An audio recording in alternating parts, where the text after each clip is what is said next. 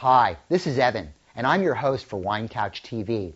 This week, as we do most weeks, we're going to cover off on two wines, the foods that go with them, and as importantly, talk about the regions and the grapes from which these wines are produced.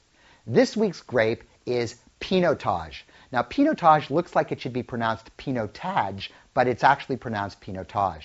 Early in the 1900s, right around 1925, if I recall correctly, one of the viticulturists at one of the South African universities successfully crossed Sansot, a grape from the Rhone Valley that has done exceptionally well over the years in South Africa, with Pinot Noir, a grape that hadn't done so well. The resulting Pinotage became emblematic for the country of South Africa and very much its national red grape, with Chenin Blanc being its sort of national white grape.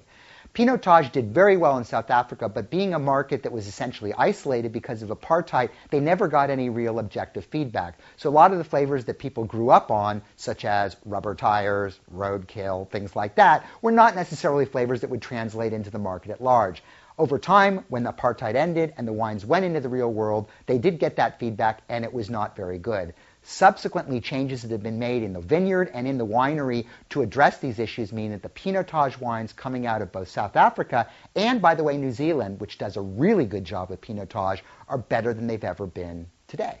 So let's go ahead and taste two wines, and we can see firsthand what it's all about. The first wine which we're going to be tasting is the Fairview 2006 Pinotage, specifically from the appellation of Paarl in South Africa. What's really nifty about this nice everyday wine is it also comes with a screw cap, which we'll talk about more in an upcoming episode. This particular wine and Paarl are really, really well known for this grape. But rather than talking about it, let's taste it.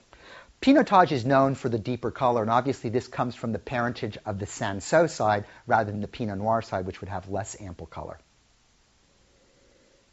Rather than, as I said before, the rubber tires and roadkill of Pinotage past, today's wines are explosive with plummy fruit, a lot of deep flavor, a slightly herbal element to it, but none of those sort of off odors that people associated specifically with the Brettanomyces, a sort of microbial disease that is very apparent in certain parts of South Africa and in certain wineries. They've really managed it well.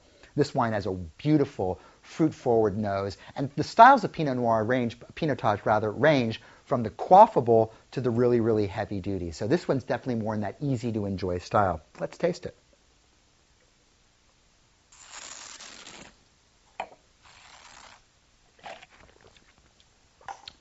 Very easy, very soft, lots of pretty red and black fruit, not too much oak, but just enough to sort of bring out a sort of toasty or sweeter element and bring the fruit out. Not really earthy, although there is perhaps a slightly dusty potting soil-like element to the back nose of it. It's a really enjoyable wine. Easy, fun, tasty, and very, very good with a wide range of foods. Let's go to our second wine. This wine is definitely one that's in the premium, actually more or less splurge category, and it's from Kanonkop. It's their 2004 vintage of Stellenbosch Pinotage, and it's serious, serious wine. Kanonkop, which makes, by the way, a terrific Cabernet as well, is really known as being one of the great artisanal or boutique houses in all of South Africa, and is a name to keep on the lookout for when you go to the stores. Let's taste this wine. Much deeper in color, much heavier in extract.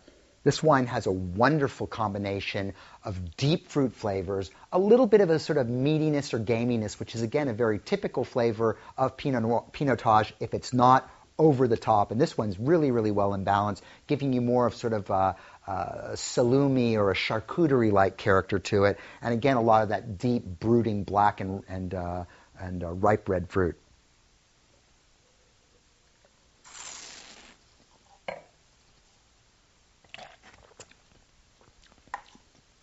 On the palate, this wine has a tremendous attack. It just sort of hits you with this barrage of deep fruit flavors, a sort of wonderful sort of round, warm earthiness to it, a nice amount of oak, giving you sort of a cocoa or mocha-like character. Again, a nice core of fruit, and a little bit of a sort of spicy je ne sais quoi at the end that adds complexity, richness, and flavor. Pinotage is actually one of those wines that a lot of people don't enjoy it by itself, but when the food comes out, they absolutely love it. Its funkiness and its nature being a little bit more pungent actually works quite well with food. Needless to say, more pungent styles of meat, whether you're looking at venison, whether you're looking at lamb, whether you're looking at birds like squab that tend to have a little bit more flavor pair beautifully with this wine, and Pinotage is a wonderful accompaniment to most any preparation of that style. It actually works well with pungent dishes in general, so whether you're sitting around hanging out with your Taiwanese friends eating stinky tofu or going around and enjoying richer dishes like calf's liver or other dishes that are powerful, Pinotage will also be very well. Finally, believe it or not, and it seems sort of almost counterintuitive, this wine actually works quite well with fish. There's a very traditional pairing in South Africa with a fish called snoek, S-O-N-E-K, but actually pronounced like book. And it's a little bit oilier, it's a little bit more flavorful, and it actually pairs quite nicely with Pinotage. I'd actually encourage you to try Pinotage with several different wines. Lastly, I'd really encourage you to try Pinotage with Indian food. I've paired with it in a couple of different ways and it works well. If you got those more fiery vindaloos and curries like that, go for the more quaffable style like that Fairview that we talked about before. But if your dish is a little bit more elegant, more like a tandoor, more aromatic than actually spicy, a wine like that Kanonkop will hold up quite well.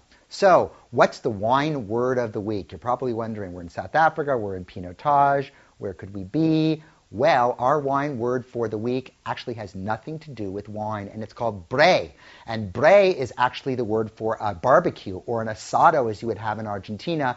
And that's when most of the people in South Africa enjoy their Pinotages. They really have a picnic or a braai, a barbecue as they call it, and they enjoy it then. So maybe not grapey, but certainly associated with the grape. Anyway, we're out of time. We'll see you next time when we're going to cover off on a couple of other neat wines, neat subjects, and the foods that go with them. Until then, you take care.